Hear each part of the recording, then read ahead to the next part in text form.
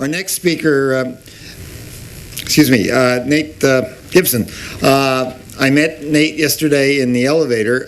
He's a new member of ARSC. I think he joined in January, he said. And I was sort of excited because Nate said, you know, I've been collecting all these years, and I just heard about this place. This is wonderful. So I hope you all also welcome Nate for those that are old ARSCers and so on. And one of the reasons I belong to ARSC is to come hear presentations like his. Nate's he's worked with the Archives of Traditional Music for the past 2 years in Indiana University, where he's a graduate student in the Department of Folklore and Ethnomusicology. He's also the author of a recently published book, which is what he'll be talking about, called The Starday Story, The House That Country Music Built, published by the University of Mississippi Press.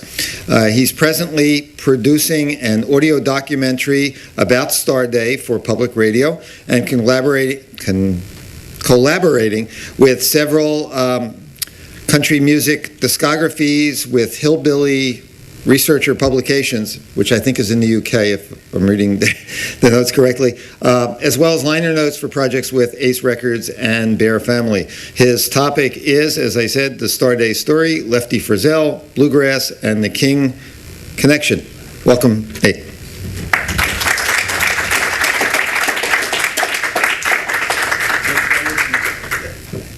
I apologize, my PowerPoint skills are not brushed up, but we'll deal with what we've got. I do want to thank you for having me at ARSC. I am excited about the organization. And Tom's paper was great on Bob Wills, and for hearing things like that is very exciting for me. I'll be talking about my Starday Records and country music research, which I've been doing for about 9 years now. And today I'd like to share with you a few things that I've learned from collecting, researching, and writing about Starday Records, an empire built on East Texas honky-tonk, rockabilly, bluegrass, western swing, cowboy trios, old-time string bands, Cajun music, jug bands, gospel quartets, square dance jigs, cornball comedians, basically anything that's ever been at one time or another consumed under that umbrella of country music. And within this paper, let's see, within this paper, I'll provide a brief introduction to the label, beginning with the formation of Starday, the Lefty Frizzell, to the subsequent move to Nashville, the Bluegrass Boom, to the merging of King Records. Through this brief representation of the beginning, middle, and end of Starday, I hope to illuminate some of the label's unique recording and marketing practices, which helped establish it as a widely recognized and collected independent record label. And I contend that today Starday deserves a place in the canon of not just significant country music labels, but in that of America's most important independent record labels. Contrary to the Nashville-era logo's claim that the label was founded in 1952, Starday was actually founded in 1953. 3 years earlier, in 1950, country music sensation Lefty Frizzell was on tour playing a gig at Neva's Cafe in Beaumont, Texas, when his path crossed with Burl Houston Starnes Jr. Some of you may know him as Jack Starnes. That's insider stuff. He never told anybody his name was Burl. Got that information from his daughter. So after following Frizzell and his band for a week, catering to their every need, Starnes was hired as Frizzell's manager, and 2 prosperous years followed. By 1951, Frizzell owned his own private plane, his own tour bus, numerous #1 Billboard hits, and his popularity in country music was rivaled only by Hank Williams Sr. Touring Canada in the winter of 1951 with continuous crisscross bookings soon took its toll, and the Frizzell-Starnes relationship soured. Frizzell canceled 20 appearances. Starnes sued Frizzell for $25,000. Frizzell countersued for $50,000. Starnes counter-sued for $100,000. They settled out of court in June of 1952, and Lefty's wife Alice remembered that just to get Starnes out of his life, after all was said and done, he paid over $25,000 and, quote, he didn't have a dime left. Thus, the seeds were planted not only for a great country music song, but that of a great country music label. By October of 1952, Starnes had a plan. In a letter written to Country Song Roundup that same month, he wrote, quote, a good recording company is first, good songs are next, an artist that is willing to work and cooperate is next, then you go from there. He already had several cooperative artists lined up, several good songs. Now he needed a good recording company. How then did Starnes meet Harold Westcott Daly, otherwise known as Pappy Daly? I don't know. I actually have zero idea. But Pappy was surely aware of Starnes' role as a manager of Lefty Frizzell. And Starnes and his wife, Neva, owned multiple nightclubs in Beaumont, Texas, and Neva ran her own booking agency as well. Conversely, Jack Starnes was surely aware of Pappy Daly. His reputation as a LA-based, a four-star for the a producer for the LA-based four-star label, jukebox operator, music distributor, and by 1935, Billboard magazine reported that Daly was the largest operator of music in Texas. He opened his own record store in Houston in 1956 called Daly's Record Ranch and quickly garnered a reputation as one of the top record men in the state of Texas. Sometime in the late 1940s, Daly inked a deal with Bill McCall, which made him Four Star's Texas distributor, and in exchange, he rounded up local talent, recorded them at his own expense, sent the masters to Four Star. He convinced Four Star to press it, guaranteed that they would make money by buying enough of them back to give them a profit, and then he put them on all of his jukeboxes throughout Texas and essentially became a one-man hit-making machine. While McCall's pockets got bigger, he never offered Daly a discount. It wasn't long before Daly realized he was being taken advantage of, so he discontinued his relationship in 1952, roughly the same time Starnes severed his relationship with Frizzell. According to Daly's son, Bud Daly, Starnes approached Pappy with the idea for a label. Daly, after all, operated a record store, and he knew what people wanted to buy. In this regard, I think of Starday as a country music version of Herb Abronson's Atlantic Records, or Herman Lubinsky's Savoy, or Ike and Ben Berman's Apollo, or even John Dolphin's Recorded in Hollywood, in that the label owners also owned record stores, and the music that they sold in the record store was often dictated by the type of music recorded by the record label. Daly's record shop experience gave him keen sense of what could and could not sell, as well as direct contact with the country music consumer for suggestions and feedback. Though he was initially reluctant, he succumbed to Starnes' record label idea, and the Starday label, a combination of the two men's last names, was born. The first 78 masters were cut on May 21st of 1953, and Billboard announced the label on June 20th of 1953. Surprisingly, with just their fourth release, Arlie Duff's spirited Y'all Come, which became Bill Monroe's closing song, started to garner national attention. Among those who took notice, Don Pierce, a former economics major at University of Washington, and again, that's super insider stuff because Don never told anybody that he was a business major, much less would he ever tell anybody he was from Washington. When he was in Nashville, Tennessee, he spoke in an affected Southern accent and really put on the good old boy routine for folks. He had just recently separated himself from Four Star, and in August of 1953, Pierce found out that Pappy Daly was connected to this new label, so he phoned Daly and offered his services. Once in Houston, Don Pierce was acquainted with Starnes, and the three men founded the Starday Recording and Publishing Company. Each man contributed $333 to the cause, and each man owned 1/3 of the Starday pie. Starnes became the designated talent scout, Daly was in charge of record production, and Pierce, who became the only full-time employee, was designated as Starday president and returned to California to set up the corporation. Though oftentimes Starday is thought of as a Texas label, it was technically a West Coast label, as designated by its office headquarters on West Pico Boulevard, right here in sunny Los Angeles, California. From 1953 to 1956, the Starday label capitalized on the current popular local music trends of East Texas, and in the first 3 years, I find this astonishing, 3 years, had released nearly 500 country music singles. That's a bunch. Comprising one of the largest catalogs of recorded honky-tonk music, characterized by the steel guitar, twin fiddles, electric rhythm guitar, and honky-tonk piano, the Starday label effectively captured one of the liveliest music scenes in American music history and preserved an important stage in the development of popular country music. One of the reasons Starday was able to release so many singles in such a short period of time was their use of a custom recording service, sometimes referred to as the Dixie label. Don Pierce had run a similar custom service for Four Star, in which anybody could send in a recording they had made, along with $85. Four Star would press up 300 copies and send those to the artist. The deal was profitable for the artist, who could now sell a record at personal shows, as well as Four Star, who not only made that $85, but retained publishing rights to all of the songs.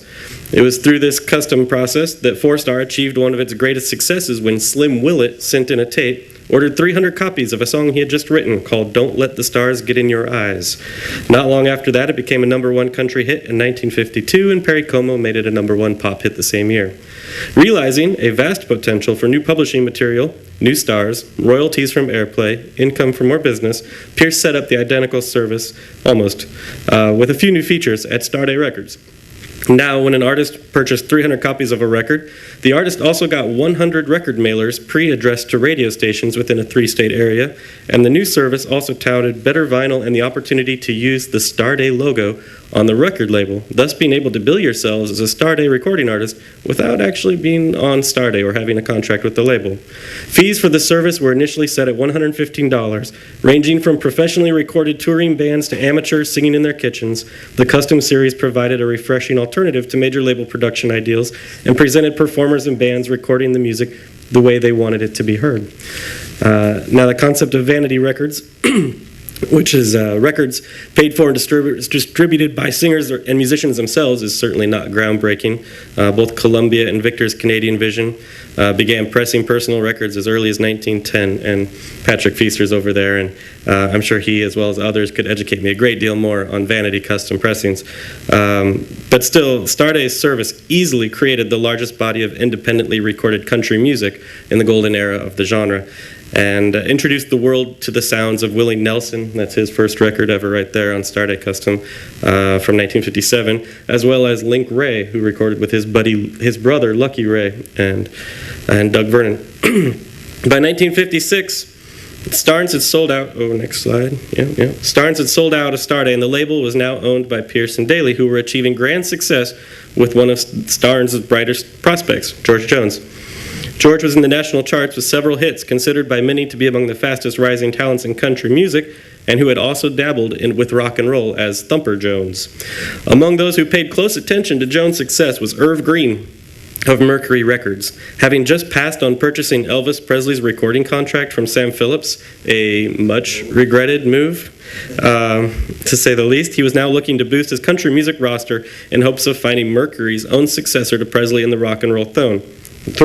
George Jones was that hope. In January of 1957, Starday and Mercury were merged and formed the Mercury Starday Country Series. D. Kilpatrick, who was leaving Nashville's A&R position at Mercury to take over the Grand Ole Opry, arranged it so that Daly was the Texas Mercury distributor, who also booked Grand Ole Opry talent. Pierce moved from LA to Nashville to take over Kilpatrick's role as A&R man, and Pierce later described it as a three-way deal between the Grand Ole Opry, Mercury Records, and himself. 53 singles were released, 5 LPs. That's it. They included hits by Jimmy Skinner and George Jones, as well as the first ever recordings by Roger Miller and the Big Bopper. But most significant to Pierce was his introduction to bluegrass music, which is where he met and produced recordings by Bill Clifton, Jim Eanes, Denver Duke, the Stanley Brothers, and Carl Story. After 1 year, Starday had yet to deliver the next Elvis Presley, and Mercury, with the exception of 4 artists, discontinued their entire country music division, essentially giving up on country music as a salable product. The breakup not only divorced Mercury from Starday, but Pierce and Daly split the entire Starday catalog in half and went their separate ways as well. As Mercury and other labels began to scale back country music production in favor of rock and roll, others, such as RCA, Columbia, Decca, and some of the majors, were looking for alternatives within the genre. So I have to gloss over this, and I hate to do so quickly because it sounds trite, but in 1957, Chet Atkins suggested adding a full chorus to back up Jim Reeves' hit song, Four Walls, and the new sound was born, which is dubbed the Nashville Sound. I can't go too much more into that, but we're all familiar with, I think, the Nashville Sound. Most major labels adopted the idea that to compete in the ever-changing country music market, they also had to adapt to this new sound. Don Pierce, however, I find it very interesting. He took a different approach. With major labels making the gradual shift to the smoother pop country crossover sound, he revived the Starday name in Nashville by signing those artists who were dropped by the major labels. Bluegrass musicians, who represented a stark contrast to that Nashville sound, were typically the first to go. By 1958, bluegrass had a small, though loyal, fan base, and Pierce was drawn to it. He knew it was a niche market, but that also meant there was a market, and somebody should supply it. So in a few short months, Pierce had acquired the services of nearly every major bluegrass act on the circuit. Oh yeah, that's Introduction to Bluegrass. Yeah, that's nice. Yeah. That's George Jones, yeah. There we go. There's a few of the bluegrass acts that were signed to Starday. Ralph Stanley, Bill Clifton, Jesse McReynolds have all told me that Pierce was able to do this because he was essentially the only entrepreneur actively seeking bluegrass at the time. By 1959, Starday had earned its reputation as the bluegrass label, and by 1960, Pierce had amassed the largest active bluegrass catalog in the world. Many of these acts played a very progressive style of bluegrass, but rather than marketing it as the modern sound of bluegrass or hot new sounds of today, Pierce took the opposite approach. On the sleeve to every bluegrass single, as well as the other Starday releases, read the headline, "Preserving the Heritage of American Country Music." I find this fascinating.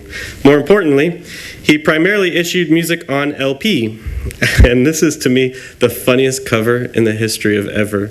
I don't know if you would agree, but he wanted to do a bluegrass album, but he didn't know what a banjo looked like, and so I might be the only person who finds this weird, but there are 5 pegs on the headstock of that banjo. And if you've ever seen a 5-string banjo, I don't know why you would put the middle peg in the middle of the headstock, but it's hilarious to me.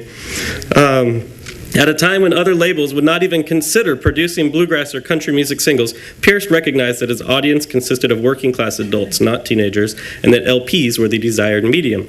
Littered throughout the expensive 4-color LP jackets were the words traditional, authentic, preservation, roots, or in this case, the real McCoy, and my personal favorite, true country music. I find the latter particularly surprising, considering that Billboard's country charts were categorized as hillbilly until 1950, when then the name changed to country and western. In 1958, they dropped the western, it became just country music, and 1 year later, Pierce is already defining what true country music really is. I'm not suggesting that Pierce started that never-ending, ongoing authenticity debate within country music, but he added a fascinating chapter for sure. By marketing his music as traditional and authentic, Pierce converted current progressive bluegrass music, I think here of the Country Gentlemen and all sorts of really innovative bands. He turned bluegrass music into a heritage or a throwback category, blurring the lines between old-time and bluegrass, marketing nostalgia for a style of music that was current and ever-evolving. And it worked. Perhaps most interesting about this approach was his subtle jab at his new home. In contrast to the California, Texas days of Starday, which heavily relied upon and promoted a local music scene, Pierce went out of his way to revive a record label in Nashville by marketing himself as the antithesis of the Nashville Sound. As Pierce kept busy stockpiling bluegrass masters throughout the early 60s, America was busy falling in love with the 5-string banjo, and the folk explosion resulted. As the trend pressed on through the early 60s, nearly every major news source was spotlighting bluegrass music, and in 1960, Time magazine reported that the 5-string banjo was the most popular instrument in America. The trend, however, was short-lived. By 1966, buried deep in the pages of the trade publications were several smaller, less noticeable articles about the decline of bluegrass music's popularity. Despite Pierce's best efforts to repackage previous hits and older material with new and exciting cover art, its day in mainstream culture had come and gone. In a somewhat heated debate with Neil Rosenberg in 1967, which I highly recommend if you're interested in bluegrass music because it's incredibly comical, via the Bluegrass Unlimited Letters to the Editor Forum, Pierce blamed the downfall of bluegrass sales to its association with Vietnam War protesters, pill poppers, dope takers, and free love. Rosenberg countered that the Starday catalog was outdated. The debate raged on for several issues, though one thing was clear. Pierce couldn't sell bluegrass, and even more unfortunate, by 1967, he couldn't sell his country music albums either. According to Pierce, the industry just didn't allow for the, quote, older, more traditional type of music that I made. While shopping Starday to potential buyers in 1968, Pierce received word that his close friend, his mentor, and friendly competitor, Sid Nathan of King Records, had just passed away. Pierce found a buyer for Starday. It was Nashville-based Lynn Broadcasting in 1968, and he suggested that they also buy the King label. The deal went down at a Shoney's, which is, by the way, where all business goes down if you're in Nashville, Tennessee. Starday was sold for $2.7 million, and the King label at the time was viewed as a throw-in for $2.5 million. The Starday King venture operated by Hal Neely, was short-lived, lasting only 3 years, but the Starday studio managed to produce some of James Brown's most important recordings during this time, including Get Up, parentheses, I Feel Like Being a, parentheses, Sex Machine, as well as Super Bad and many more soul classics. Rumor even has it that it was Brown himself who demanded the outer facade of the Starday studio be painted from its original white color at the time that Pierce sold it to its current shade of brown out on Dickerson Pike. Unfortunately, the country sales continued a downward spiral. James Brown's contract was sold to Polydor in 1971 in July, and a few months later, the rest of the Starday catalog was sold for $1.4 million. That is a huge loss, several $1 million loss for Lynn. The Starday has since been revived for a few releases here and there by current owner Mo Lytle. 1971 essentially marked the end of an era. Within the past 5 years, the role of the independent record label has emerged as a dominant discourse in popular music scholarship. We've seen new books documenting the history of Sun Records, Atlantic, Chess, Stax, Motown, Rounder, Folkways, Trumpet, Blue Note, Def Jam, Casablanca, John Brovin's amazing record makers and breakers, as well as 2 books concerning King Records. That's about a 5 or 6 year period right there. It's pretty remarkable. And you can consult Tim Brooks' column on the ARSC Journal for even more feature articles on independent labels. The ways that these labels operated and marketed their music greatly shaped American popular culture, and I hope that in the future the Starday name will be included in these discussions concerning America's most important labels. Perhaps Starday's greatest contribution to American culture was its sheer volume of production. Between 1953 and 1970, Sun Records, which gets a lot of attention in popular music circles, as it should, they released 323 singles and 20 LPs. I just like to compare that to Starday, which in the same time period released 2,200 country music singles and EPs and more than 500 LPs. Significant. In its first incarnation, Starday documented the rich musical history of East Texas, as well as privately pressed country music from all over the United States. As a renegade Nashville independent, Starday found creative ways to keep bluegrass and traditional country music alive through one of the country music's most turbulent times. One of the reasons I think Starday is often excluded from these talks about independent record labels is that today the Starday catalog remains locked away in a vault, for the most part unreleased, unorganized, and uncared for by its owner. When I discussed it with Mo Lytle, the few times I've talked with him on the phone, he says that absolutely nothing important came out of Starday before he revived the label and released Red Sovine's Million Seller in 1976. But I certainly disagree. And it is my hope, as Don Pierce originally set out to preserve our nation's musical heritage, I hope that talks like this, my paper, as well as the Starday book that Mississippi just put out, are just a few of the many steps towards preserving both the Starday legacy and our nation's musical heritage. Thank you.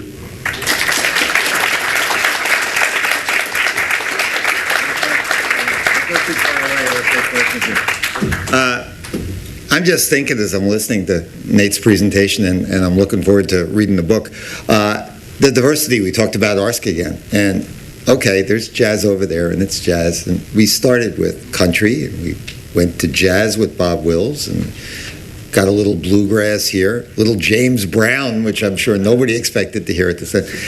And that's just the diversity of all these subjects, and it's papers like Nate's and Tom's that really, I think, make ARSC wonderful. We've got time for questions. Anybody has any that can come up and answer? Is that Bill? Yeah, Bill. Yeah. Now you remember me. Yeah, who's the question for? Well, for Nate. Nate, come on up so we can record it. Your research, did you find any information about the brother record label, of course, which was owned by the Beach Boys, but was a King subsidiary that recorded one album with a group called The Flame? Are you familiar with that at all? Have I heard about The Flame and the Brother record label is the question in my research. And Starday, when they merged with King, consumed a lot of subsidiary labels. Things like Volunteer was another one that they did, and the Brother label. And I don't focus too much on that. What I tried to do was just, with the discography, there's a 70-page discography in the back that I really tried to focus on all of the Starday up until the King merger. And once that King merger happened is really when and Don Pierce sold out, that's really when my research sort of ends. Right, because it's kind of an anomaly before, the Starday gang, to come up with something Like, these guys weren't even Americans, you know, and they were involved with an American-based label. Absolutely. Absolutely. Any other questions? Chris? Well, I just wanted to make a comment about Tom's amazing presentation. I think we should be aware of what went down around him. For example, Tommy Duncan and the whole Bob Wills band were very much influenced by black musicians. And of course, the great Jack Teagarden sang almost identical to Tommy Duncan in his sound and in his style. And I remember going with Bob Pinson to interview Sleepy Johnson, who was one of Bob Wills' early guitar players. And I happened to ask him, how did you learn all these blues? Like, I walked from Dallas clear into Wichita Falls. And he said, in his vernacular, I hate to use it, but he said, well, we just went to the furniture store and listened to all the nigger records. And you see, they were all unbelievably influenced by black music of all kinds, every one of those musicians. And that's what made them so hot. The musicians told me that often after their gig was over, they'd go to the jazz clubs and see the black bands. Anybody else? Okay, well, we're just about on time. Lunchtime, we have 75 minutes. 1:45, there's great sessions in both areas. Go enjoy lunch. Thank you.